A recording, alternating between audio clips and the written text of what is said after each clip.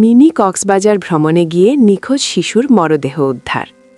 যশোর থেকে গোপালগঞ্জের মিনি কক্সবাজার এলাকায় ঘুরতে এসে নিখোঁজ হওয়া ১১ বছর বয়সী শিশু তাসনিয়ার মরদেহ ২ দিন পর উদ্ধার করেছে ফায়ার সার্ভিস।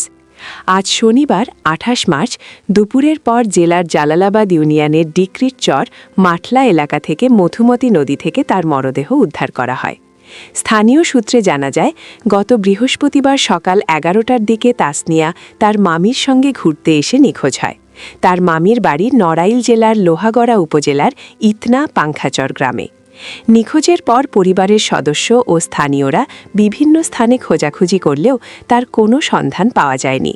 পরে শনিবার দুপুরে ডিক্রিট চর এলাকায় মধুমতি নদীতে একটি মরদেহ ভাসতে দেখে স্থানীয়রা পুলিশ ও ফায়ার সার্ভিসকে খবর দেয়।